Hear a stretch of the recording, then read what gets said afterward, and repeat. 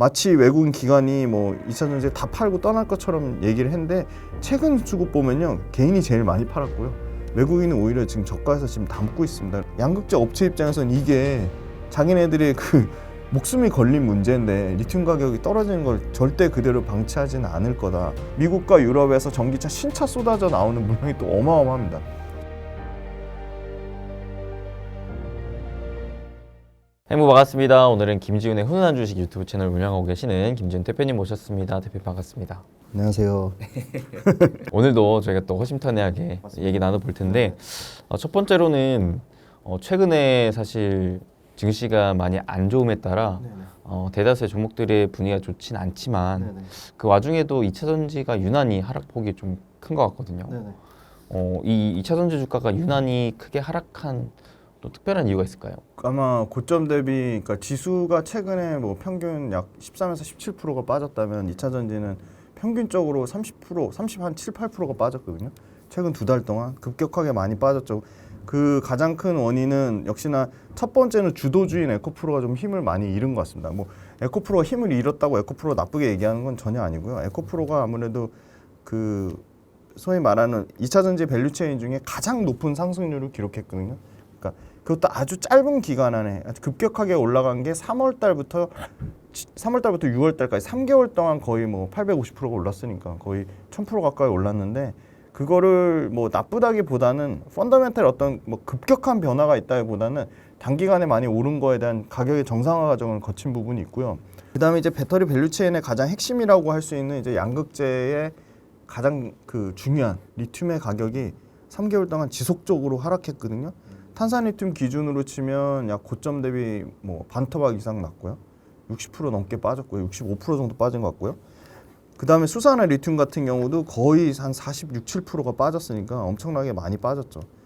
그래서 리튬 가격 빠지는 게 좀 반등세가 나오는 거에 대한 사실 굉장히 많은 우려를 더 양산을 했고요. 부정적인 뉴스를 양산했고. 그 다음에 세 번째는 최근에는 그런 부분들이 쉽지 않겠다는 오히려 긍정적인 뉴스가 많이 나오고 있는데, 긍정적인 뉴스는 좀 철저하게 감춰지고 중국의 CATL과 BYD가 LFP가 엄청나게 확장되면서 유럽에서 LG엔솔이나 삼성 SDI나 SK온의 점유율을 계속 뺏어갈 것이다. 그리고 북미에서 뭐 고션 하이테크를 포함해서 뭐 EV 에너지 이런 회사들, 중국 로컬 업체들이 어떠한 뭐 꼼수를 부리든 어떠한 합작 형태든 미국 시장에 진출해서 뭐 LG엔솔이나 삼성 SDI나 SK온의 점유율을 뺏을 것이다. 이런 부정적인 이슈가 끊임없이 양산이 되고 있고, 그 다음에 중요한 건 결국 전기차인데 전기차가 안 팔릴 거다. 경기 침체 우려에 따라서 전기차가 판매가 급격하게 둔화되고 있다. 그런 부정적인 이슈가 계속 나오고 있거든요. 그리고 뭐 2차 전지 관련돼서 뭐 마치 모든 밸류체인이 2030년에 밸류를 다 땡겨온 것처럼 그게 동시다발적으로 다 나오는 부분도 있고, 그리고 마지막으로 수급적인 요인으로 보면 마치 외국인 기관이 뭐 2차 전지에 다 팔고 떠날 것처럼 얘기를 했는데 최근 수급 보면요, 개인이 제일 많이 팔았고요. 외국인은 오히려 지금 저가에서 지금 담고 있습니다. 그래서 저는 이 정보와 그 소음을 구분하는 게 좀 가장 필요하지 않을까 그렇게 보고 있습니다. 저도 좀 우려가 되는 게 사실 최근 리튬 가격 하락이 말씀하셨던 것처럼 거의 고점 대비 반토막 정도 수준 났잖아요. 맞습니다. 네, 반토막 더 났죠, 그죠? 네. 그래서 그에 따라서 특히나 이 양극재 기업들의 실적이 좀 우려가 되고 있는 상황이긴 한데, 맞습니다. 이게 현실적으로 지금 실적은 또 어떠한지도 좀 궁금하긴 하거든요. 배터리 셀 업체 먼저 LG엔솔 같은 경우가 실적이 잘 나왔어요. LG엔솔 같은 경우는 지금 영업이익률도 8.9%까지 개선이 됐고요. 5%대에서 첨단 생산세액 공제 AMPC가 2분기보다는 1000억 정도 늘어나 2200억이 들어갔고요. 2200억을 뺀 나머지 5112억도 사실은 2분기 원래 실적보다 훨씬 뛰어넘는 수준인 거고요. 그래서 LG에너지 솔루션 같은 경우는 상당히 배터리 셀 업체는 실적이 잘 나왔는데, 문제는 이제 소재 업체인 에코프로 BM 같은 경우가 6%대 영업이익률에서 2.5%까지 빠졌고요. 시장 컨센서스는 한 850억 정도로 예상을 했는데 평균치가 그거보다 훨씬 못 미치는 459억이 나왔습니다. 영업이익률도 많이 빠졌고, 가장 에코프로 그룹의 핵심 자회사 에코프로 BM이 이렇게 빠지니까 당연히 에코프로의 실적도 영업이익률 8.4%에서 3.4%까지 급락이 나왔고, 에코프로도 영업이익이 69%가 빠졌고 에코프로 BM도 69%가 빠졌거든요. 그러면 이제 야 분기에 이렇게 많이 실적이 꺾였으니까 앞으로 계속 실적이 빠질 거냐, 그게 제일 중요한 거거든요. 근데 에코프로도 그렇고 에코프로 BM도 그렇고 사실은 분기 실적도 물론 중요합니다만 연간 실적이 중요한 거거든요. 그래서 리튬 가격이 계속 떨어져가지고 에코프로나 에코프로 BM 실적이 안 좋을 거라는 거는 이미 사실은 시장에서 다 알고 있는 사실이고, 문제는 이 하락폭인데 하락폭이 생각보다 굉장히 가팔랐던 거죠.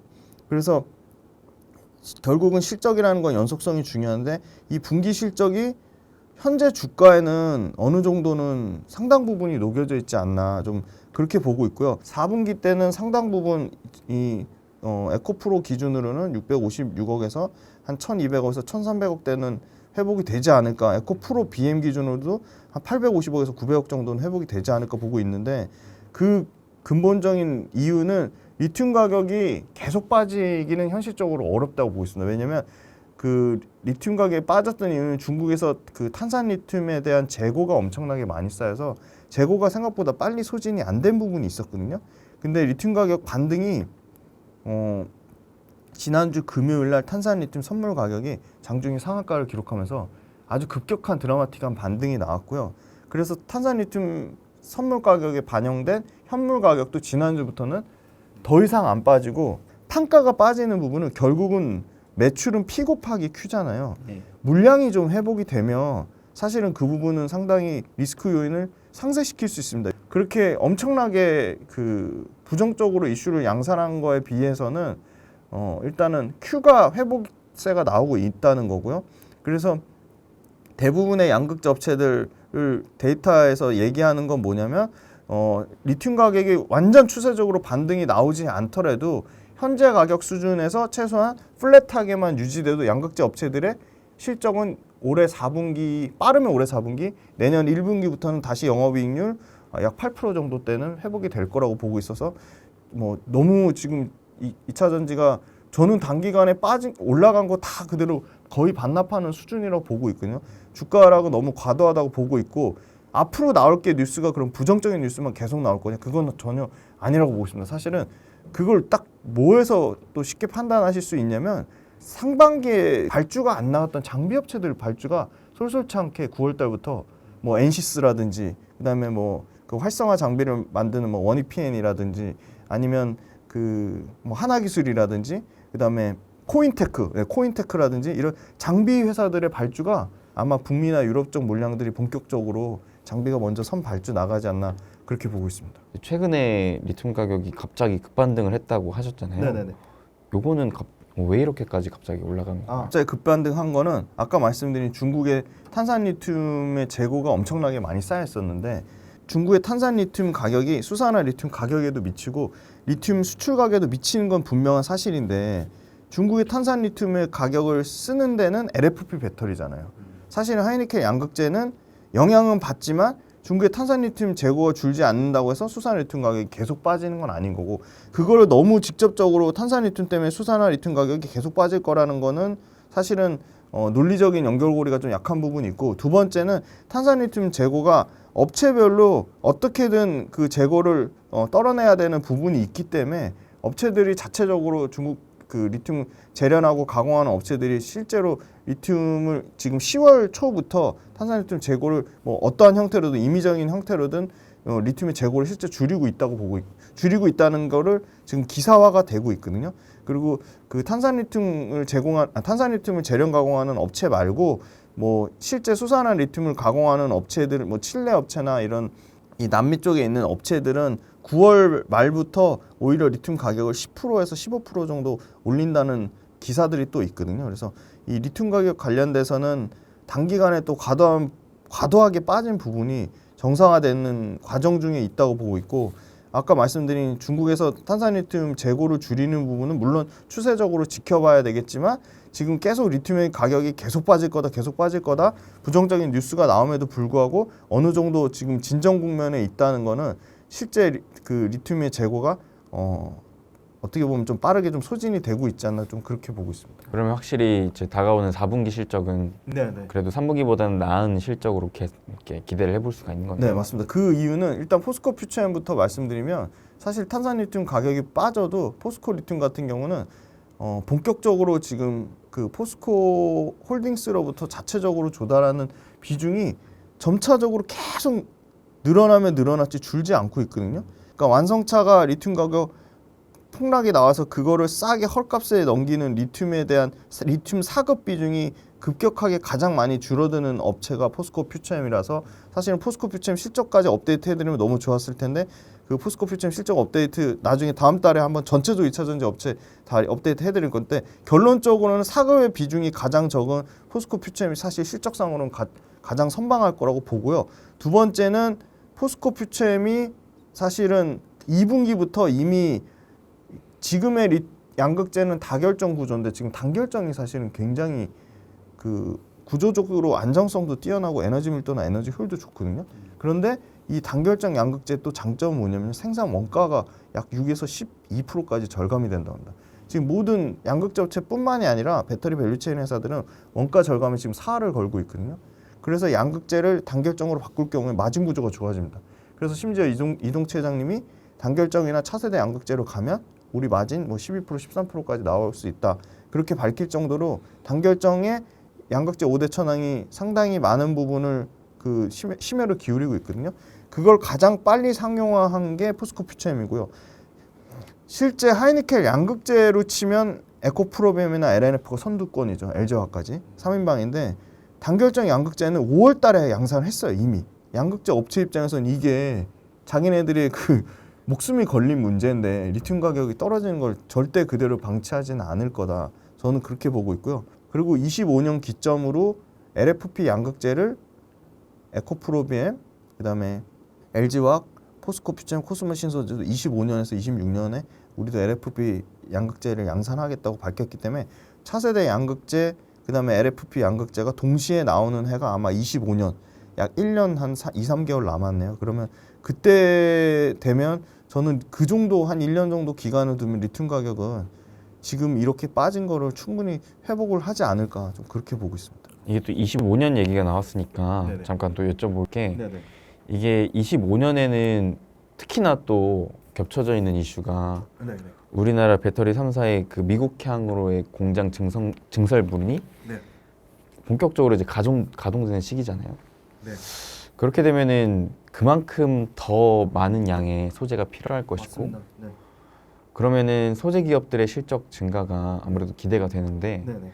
근데 또 한편으로는 네.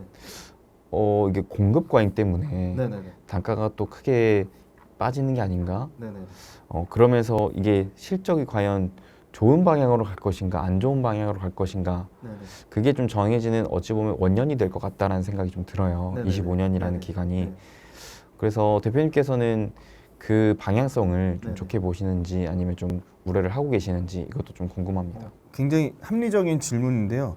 그냥 당장 지금 현재 기준으로 일단 LG에너지솔루션 GM 합작 공장이 오하이오에 지금 45기가와트가 가동 중에 있고요. 테네시 요 50기가와트 이거는 아직 가동이 안 됐습니다. 이거 가동 이제 앞으로 할 거고 미시간 50기가와트는 25년도에 가동되고요. 스텔란티스 합작 캐나다 공장이 24년 내년에 가동됩니다. 그다음에 LG엔솔 독자 공장이 미시간 40기가와트 가동이 되고요. 애리조나 43기가와트 요것도 25년에 가동이 됩니다. 근데 여기 포함이 안 된 게 있죠. 도요타 지금 30조 계약 맺은 게 있죠. 그게 약 20기가와트 정도 이상 되는데 그거까지 포함되면 도요타 물량까지 합치면 한 373, 380 정도거든요. 엄청난 양이고요. 그러면 380기가와트에 필요한 양극재량 대략 계산해 보시면 될 거고 삼성 SDI도 지금 원래 인디아나에 30단 요것만 있었는데 34기가와트 추가로 나왔고요. 그 다음에 GM 합작도 인디애나에 30기가와트. 요거 삼성 SDI발 나오는 게 한 100 정도, 100기가와트 미국의 물량 나오는 게 있는데 요거는 다 가동이 25년, 26년, 27년입니다. 그리고 SK온도 켄터키 공장이 한 86기가와트에 테네시 43기가와트. 그 다음에 조지아의 독자 9.8, 그 다음에 조지아 2공장 11.7, 그 다음에 현대차 합작 35기가와트. 그럼 요거 다 합치면 650기가와트가 나오는 거거든요. 그러니까 어마어마한 물량인 거죠. 근데 공급 과잉 나올 수 있죠. 공급 과잉 나올 수 있는데 공급 과잉 나온다는 얘기는 예를 들어 이 650기가와트에 해당되는 물량이 일단 양극재 업체들이 그 소위 말하는 캐파로 정해놓은 거 있잖아요. 우리 가장 지금 현재 27년까지 에코프로비엠 71만 톤 해놓은 거, 그 다음에 포스코 퓨챔 2030년 기준으로 100만 톤 한 거. 근데 2030년에 100만 톤인데 그거를 땡겨서 2027년으로 보면 에코프로비엠하고 비슷한 정도 수준 되겠죠. 66만 톤에서 아마 72만 톤 정도 될 겁니다. 역산하면. 그러면 그게 풀캐파로 가동돼도, 제가 미래에셋 데이터를 봤을 때는 풀캐파로 가동돼도 이 LG에너지 솔루션, 삼성 SDI, SK온의 물량을 다 못 채우는 걸로 알고 있고요. 거의 뭐 85에서 90% 정도 채운다고 해도 아직 뭐 15에서 20% 여러 개 남아 있는데, 그럼 거기서 나오는 물량, 그 다음에 에코프로 비엠만 양극재 회사가 있는 건 아니잖아요. 일본의 SMM, 스미토모 메탈 마이닝도 있을 거고, 니치아라는 회사도 있을 거고, 벨기에 유미코아도 있을 거고, 뭐 독일의 바스프토다라는 회사도 있을 거고, 이런 회사들도 물량을 하는 부분이 있을 거잖아요. 근데 그 걔네들 나온다고 하는 물량은 우리나라 양극재 업체들만큼 그렇게 공격적으로 증설을 하고 있지 않은 거죠. 그런데 걔네도 아까 말씀드린 대로 생산 수율이나 가동률이나 이런 거를 우리나라처럼 그렇게 막 엄청나게 그렇게 효율이 잘 나온다는 보장이 없기 때문에 그것도 걔네들도 뭐 0.7이나 0.8로 보수적으로 잡아야 되는 거죠. 그러면 결국은 디자인 캐파랑 실제 출하량하고는 엄청난 갭 차이가 있다. 그런 부분이 간과되면 안 되는 거고, 두 번째는 이거는 확정된 물량이잖아요. 24년, 25년에 예상되는 미국과 유럽에서 전기차 신차 쏟아져 나오는 물량이 또 어마어마합니다. 그러니까 대략 잡아놓은 게 28년 기준으로 미국에서 신차 약 100종, 유럽에서 신차 약 80에서 100종이거든요. 그러면 그게 26년까지 최소한 못해도 절반 이상은 신차가 나올 텐데, 그럼 그거에 대해 또 들어가는 양극재 물량을 생각하면 단순히 공급과잉이라고 얘기하기는 어려울 것 같고요. 그리고 이 전기차 외에 전기 선박, 뭐 전기 항공, 그다음에 ESS 에너지 저장 장치에 대한 수요를 실질적으로 계산해봐도 ESS가 배터리 캐파가 850조인데, 그럼 거기에 30%만 돼도 300조 시장이 ESS 에너지 저장 장치거든요. 그럼 ESS 에너지 저장 장치에도 양극재가 들어가잖아요. 그러면 그 300조 시장에서 양극재 들어가는 거, 배터리의 40%가 양극재니까 거기서도 ESS에서도 120조의 시장이 또 추가로 확보가 되는 거죠. 거기다 방금 말씀드린 신차에 대한 것도 최소한 50조에서 100조 이상 되겠죠. 그러면 그거를 다 공급강이라고 얘기하기는 좀 어렵지 않을까. 모두 최종 목적지인 경제 독립, 경제적 자유를 꼭 저와 함께 누리셨으면 좋겠습니다. 이 강의를 들으시는 분들의 실전 투자에 아주 직접적이고 실질적인 도움이 되도록 제가 정말 혼신의 힘을 다하겠고, 장기적으로 우리가 경제 독립이나 경제적 자유를 누릴 수 있는 소통의 장이 됐으면 좋겠습니다.